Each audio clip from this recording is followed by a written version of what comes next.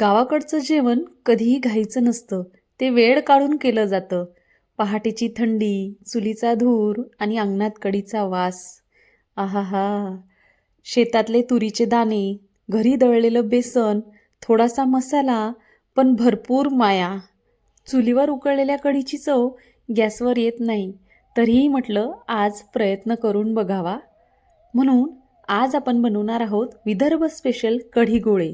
त्यासाठी इथे माझ्या चिमुकल्या 2 हातांनी आणि मी तुरीचे असे पटापटा दाणे काढून घेतले. आता ते दाणे तव्यावर भाजून घेतले. 2 ते 3 मिनटं अगदी परतून घ्यायचे आहेत. आता त्यासोबतच काही हिरवी मिरची देखील भाजून घेतली. आता कढीसाठी पेस्ट तयार करून घेऊया. हिरवी मिरची, थोडासा लसूण, जिरं आणि कोथिंबीर.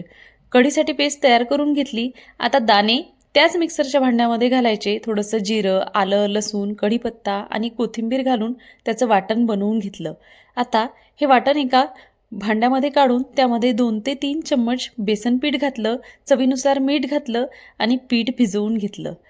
पाणी अजिबात घालायचं नाही, त्यामध्येच बेसन मिक्स होतं. आणि आता असे गोळे बनवून घेतले. आपले गोळे तयार झालेले आहेत.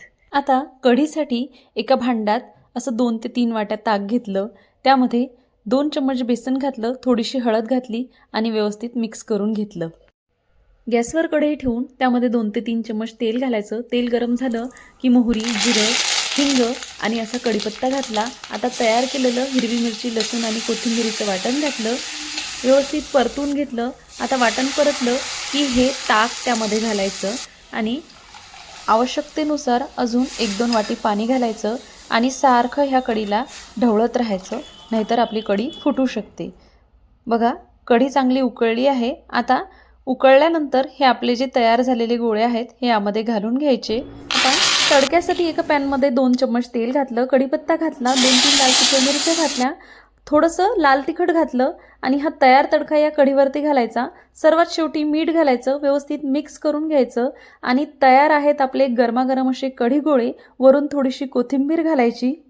तुम्ही कढी गोळे कसे बनवता मला कमेंटमध्ये नक्की सांगा. रेसिपी आवडल्यास लाईक, शेअर आणि फॉलो करायला विसरू नका.